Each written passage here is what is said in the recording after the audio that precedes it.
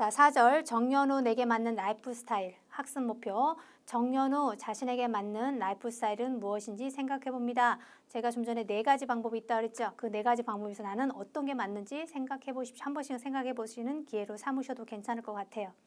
두 번째, 정년 퇴직한 다음 재취업과 창업을 할 때 고려할 사항에 대해서 살펴봅니다. 그러니까 우리가 앞에서 잠깐 언급했지만 우리가 뭐 하셨죠? 퇴직하신 목돈 갖고 현실적으로 현금 흐름이 계속 반복되시면 좋겠다는 생각에 무조건 창업하신다 그랬잖아요. 그러니까 실제로 내가 잘하지도 않는데 우리나라 사업 하루에도 사업자들은 너무나 많이 생긴 또 폐업 그 사업자도 너무 많으시다 그랬죠. 그래서 그런 부분을 하실 때 좀 더 고려해 주십시오. 내용들입니다. 첫 번째 4인 4색 정년 퇴직 후의 삶의 방식입니다. 149페이지 4가지 방식이 있습니다. 별표 쳐놓으세요. 첫째, 둘째, 다음 편에 계시면 셋째, 넷째가 있어요. 첫째부터 가보겠습니다. 첫째는 일은 이제 그만이라는 외치는 무슨 형이에요? 순수 레저형이죠.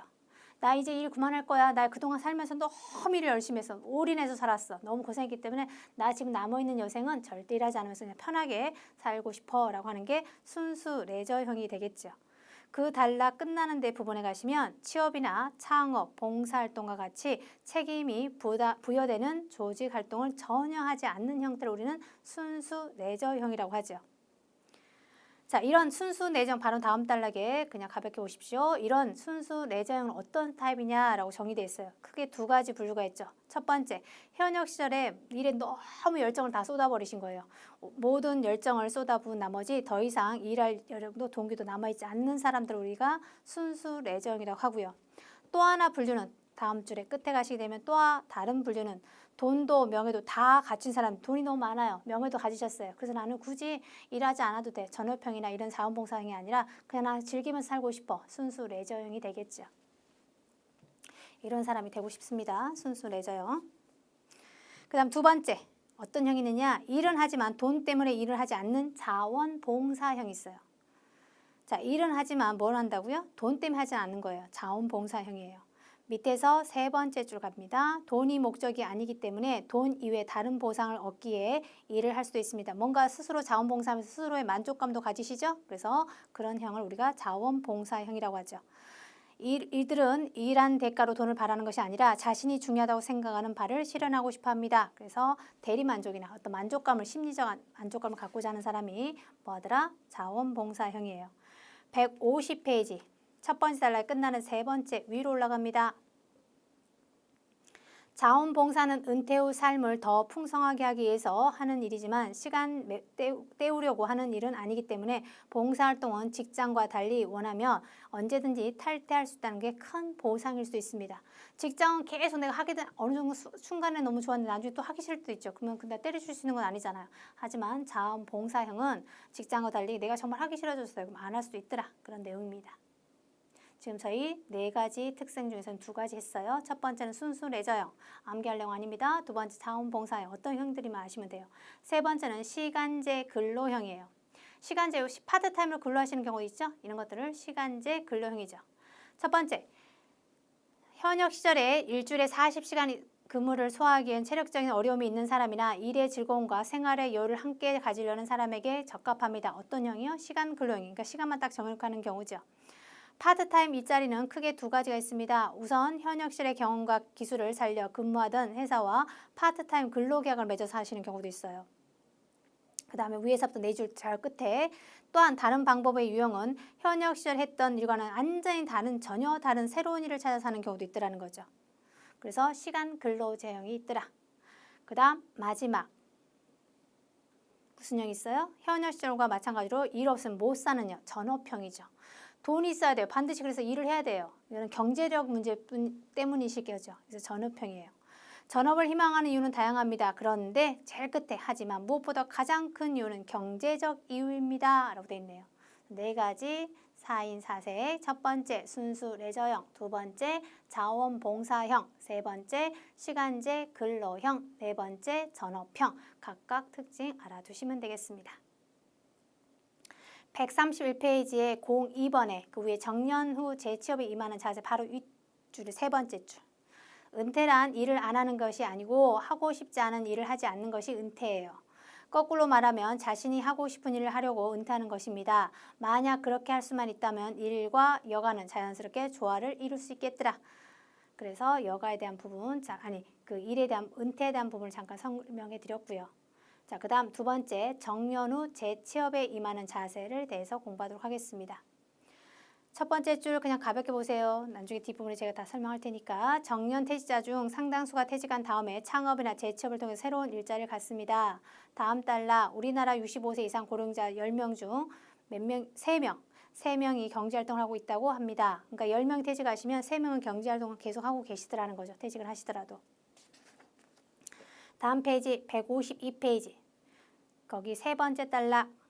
박스로 묶으세요. 우선 재취업을 위해 버려야 할 것들이 있어요. 재취업을 하면 어떤 것들을 버려야 되냐? 세 가지가 있습니다. 버려야 할 것들 박스로 묶으시고 첫 번째, 첫째 써있네요. 거품을 빼고 자신의 몸값이 얼마인지를 생각해 봅니다. 이 정도는 급여는 받아야지 하는 돈 욕심부터 버려야 됩니다. 내가 그전 다닐 때 연봉 2억이었어. 그럼 나 지금 새로운 일을 재취업할 때 나 이 정도는 줘야지. 내 몸값은 2억짜리야 라고 하시는 분 있죠. 근데 퇴직하신 분들 2억을 주시겠어요? 젊은 사람들도 안 주는데 지금. 그러니까 그런 생각을 버리셔야 된다라는 뜻이고요. 153페이지 둘째, 재취업을 하려면 체면을 버려야 됩니다. 체면. 내가 그런 일 할 수 있어? 내가 어떻게 나이 먹어서 저런 일을 해? 이런 거. 그런 거 하지 마셔야 한다는 뜻이에요. 고령자들 중에 분명 자신이 하고 싶고 할 수 있는 일인데도 불구하고 주위 시선이나 평판을 의식해 선뜻 나서지 못하는 사람이 많습니다. 이처럼 내가 감히 어떻게 그런 일을 하는 생각을 가지고는 재취업에 성공할 수 없습니다. 설령 직장을 얻었다 하더라도 쉽게 적응하지 못하는 경우가 있습니다. 그래서 이런 생각을 버리셔야 됩니다. 체면 같은 거 생각하지 마십시오 라는 뜻이에요. 세 번째, 과거에 대한 향수를 버려야 됩니다. 내가 왕년에 하는 생각을 가지고서는 재취업에 성공하기 힘듭니다. 왕년에 나는 이랬는데 나 정말 잘 나갔는데 내가 예전에는 돈을 진짜 잘 벌었는데 뭐 이런 이야기 하시는 분들 계시죠 가끔. 우리 그 꼰대라고 그러죠. 나 때는 이런 이야기 하시잖아요. 나 때는 이랬는데 왜 너희는 이렇게 못하냐고 그런 이야기 하신 것처럼 똑같아요. 재취업하려면 이런 생각을 버리셔야만이 할 수 있더라라는 내용입니다. 가볍게 보시고요. 어렵지 않습니다. 그 다음 달러에 가시게 되면 재취업을 위해서 버려야 할 것이 세 가지 좀 전에 말씀드렸으면 이제 이 세 가지는 뭐냐면 갖춰야 할 거예요. 박스로 묶으세요. 갖춰야 할 세 가지 박스로 묶으세요. 저희가 앞에서 공부했던 것은 버려야 될 거 세 가지였고요. 버릴 게 뭐였어요? 자기 몸값 생각하라 그랬죠. 몸값을 그 거품을 빼고 생각하셔야지 무조건 나는 몸값이 얼마 이렇게 하지 마시고 또 체면 생각하지 마시고요. 세 번째 뭐 하시고요? 향수. 왕년에 이랬는데 이런 거 버리시라 그랬습니다. 근데 이와 반면에 이제 갖춰야 할 것도 있더라라는 거죠. 어떤 걸 갖춰야 되느냐? 첫째, 취업에 성공하려면 무엇보다 자신만의 주특기가 있어야 됩니다. 그러니까 나는 남들은 잘 못한 나만 정말 잘하는 어떤 특이한 게 있어야 돼요. 주특기가 있어야 됩니다. 퇴직자를 다시 채용하려는 회사는 그 사람이 과거에 어떤 자리에 있었나 보다 지금 무슨 일을 할 수 있느냐를 더 중요하기 때문에 주특기가 있어야겠더라. 우리 재무상담 같은 거 잠깐 예를 들어본다면 재무상담 고객과 상담에 대한 내용을 하시죠. 그 프로세스를 설명할 때 젊으신 분도 물론 재무 설계를 상담할 수 있고요. 나이 드신 분이 은퇴자들이 재무 설계사가 되셔서 할 수도 있는데 이런 경우죠. 젊으신 분들이 이제 사례를 두죠. 이렇게 라이프 사이클을 이렇게 20대, 30대, 40대, 50대 이렇게 준비하는 게 좋겠습니다. 재무 설계를 설명할 때 젊으신 분이 하시는 것과 인생을 어느 정도 사셨던 분이 은퇴하신 분들이 설명해 보시 다르시겠죠. 제가 과거에 이런 경험치가 있는데 이렇게 때는 이렇게 하시는 게 좋을 것 같습니다. 자녀들을 교육을 시켜도 무조건 애들한테만 투자하시는 게 아니라 그 애들을 위해서 스스로가 할 수 있도록 뭔가를 다른 방법을 투자하는 게 좋겠습니다. 무조건 100% 자녀에서 투자하지 말고 내 스스로에 대한 노후 준비를 하는 게 더 현명할 것 같습니다 하고 이렇게 조언해 줄 수 있겠죠. 그래서 어떤 재무 파트 하나만 보더라도 물론 젊으신 분도 잘할 수 있겠지만 경험치란 건 절대 무시할 수가 없으시거든요. 인생에서 묻어나는 경험치는 돈으로 살 수 없는 거예요. 그래서 어르신들이 그러잖아요. 옛날에 말씀할 때 우리는 예전에 이랬었는데 이건 이렇게 뭐 하지 말아라 이걸 해보니까 이랬더라. 과거를 경험해 오시다 보니까 그런 확률이 있으시더라는 거죠. 그래서 대부분 저도 아직은 젊긴 하지만 어르신들 말씀 이거 조심해라 그러면 또 조심은 하려고 해요. 그래서 물론 어른들이 말씀은 다 잔소리처럼 느껴지긴 하지만 그래도 어른들 하지 말라면 뭔가 반드시 이유가 있으신 것 같아요. 근데 여러분들 자녀분들 키울 때도 아시겠지만 자녀들한테 뭔가를 하지 말라고 할 때는 그 자녀에게 도움이 되는 걸 하지 말라고 하진 않으실 거예요. 하지 않는 게 좋을 것 같은 경험치로 살아보니까 그걸 하지 않는 게 좋겠다고 생각해서 자녀들한테 이건 하지 말아라고 하시는 거잖아요. 똑같아요. 어르신들도. 그래서 그런 부분에 어떤 본인 자신만의 주특기를 갖추시는 게 좋겠고요. 다음 단락 가시면 둘째로 젊은 후배들에게 경쟁자가 아니라 뭘 비춰줘야 돼요? 좋은 자가 돼. 서로 경쟁하는 게 아니라 뭔가 후배들에게 도와줄 수 있는 좋은 자 역할을 해주시는 부분이 되시면 좋겠더라. 그 다음 세 번째 마지막 154페이지 두 번째 단락 마지막 나이가 들면서 경험과 노하우가 빛을 발하는 일을 찾아야 됩니다. 막 좀 전에 말씀드렸잖아요. 나이가 드실수록 뭔가 그 경험치 나오는 달라요. 젊은 사람이 하시는 그 경험치와는. 그래서 그런 거를 발휘할 수 있는 일을 찾으시는 게 좋겠다. 아까 좀 전에 말씀드린 어떤 재무 설계 하나 얘도 마찬가지예요. 자, 그래서 버려야 될 거 세 가지와 그 다음에 갖춰야 할 거 세 가지 말씀을 드렸습니다.